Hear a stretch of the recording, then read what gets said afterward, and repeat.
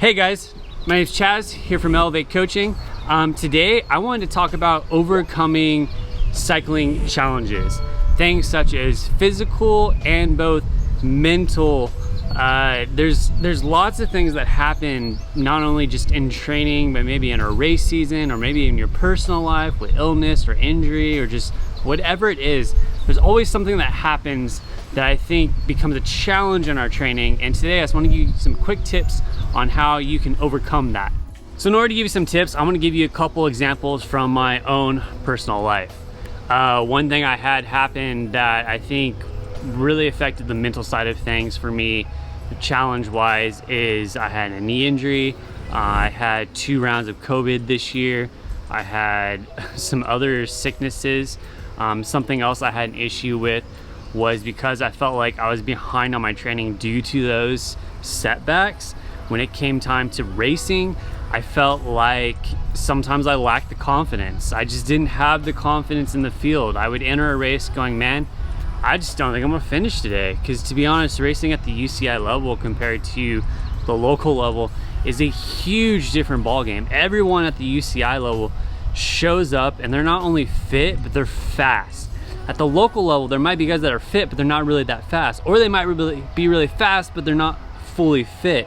Like, it's a totally different level when racing at the UCI. So a lot of times I would show up, and I dealt with this in Italy. There was times where I just mentally was like, man, I just don't know if I have it.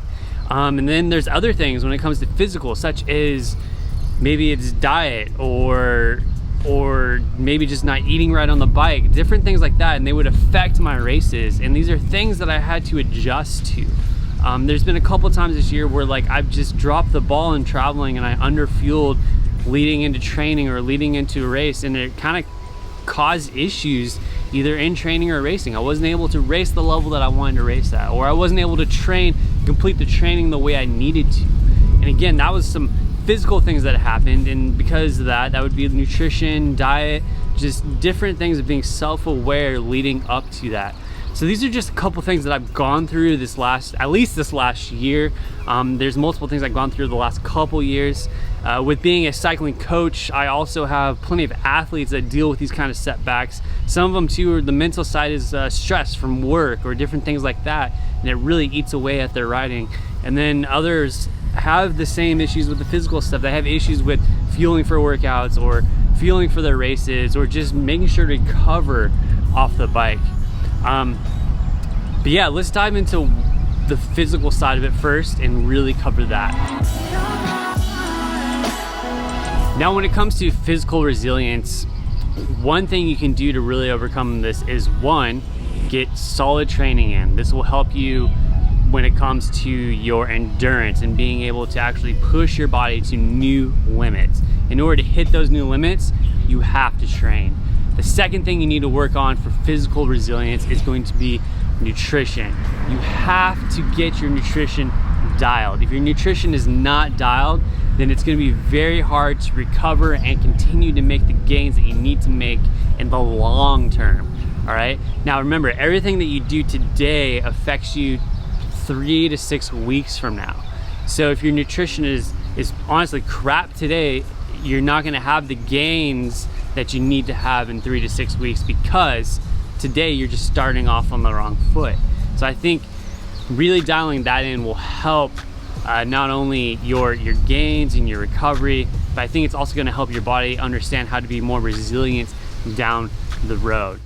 Something else is understanding your body. So when it comes to physical resiliency, sometimes you have to push the limits. Sometimes you have to walk on the top of the fence and really walk that fine line of either pushing past and getting fitter and more resilient, or actually understanding that no, you actually need a time to rest. So then you take that time to rest. And I think this is something that, one, having a coach really helps with, and two, I think just tracking your training, your fitness and fatigue and different things like that, and understanding those metrics will really help you to not only overcome this challenge of physical resiliency, but it will also allow you to understand it better. Now, having a good, strong mental resiliency is something that honestly I think is going to take time. And like I said, I dealt with not being all the time. I wasn't actually thinking I could finish a race or thinking that I was going to perform well in a race. And something I think that will really help with mental resiliency will honestly just be setting goals, setting something that is attainable. Now, I don't want it to be power goals. I don't want it to be like, I need to do an FTP of 5 watts per kilo in order to be competitive, because honestly, at the end of the day, you might not be able to hit certain numbers. But when it comes to racing, it's not always about numbers either. Sometimes it's learning to suffer and go deeper and just hang on and break through those moments, and you might surprise yourself and you might be doing 5 watts per kilo or something. Like, I don't know what it is, but set attainable goals. Maybe it's a goal of being more consistent over the next month. Like, you plan out your training and your goal is to get 100% of that training done, no matter what, just being consistent. Another thing is just visualizing what you want to accomplish, either in training or in racing, or even if it's just a group ride, visualizing what you want to do.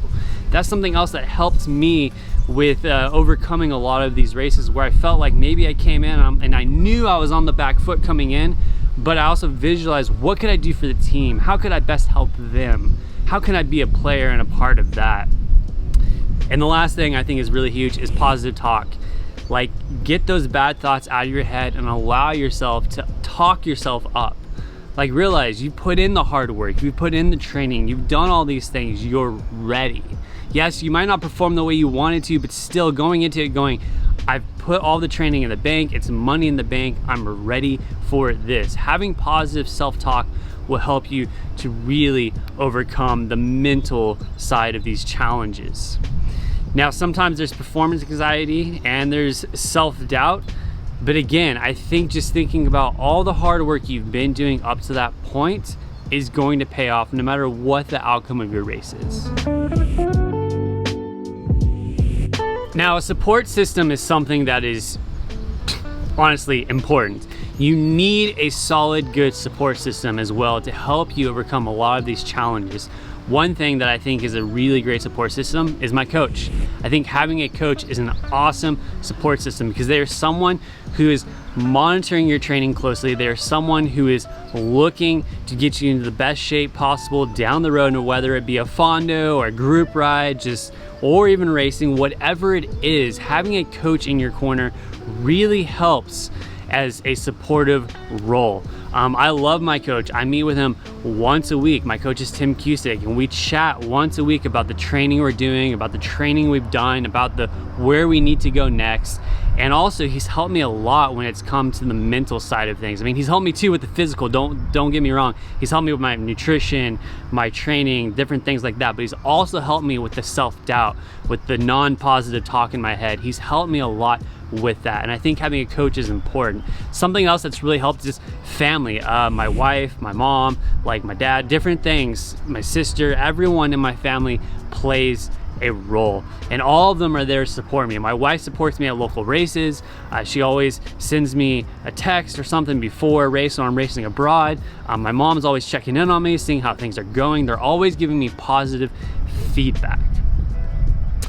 Now, I think something else too that helps is the community. I love the community that I'm in. The cycling community that I'm in really roots and cheers for me, and I really appreciate that. Like, I don't know how I can give back in that sense, but they really do come alongside me and they help. And like, they give me positive reinforcement. They ask me how racing is going. They realize how hard the level is. So having a good group and community around you is huge. And also, lastly, my friends. Like, I have really good friends that check up on me and ask how things are going. One of them is McQueen Athletes. He's got this shirt that says endure. That's been one of his huge things, just endure no matter what comes at you.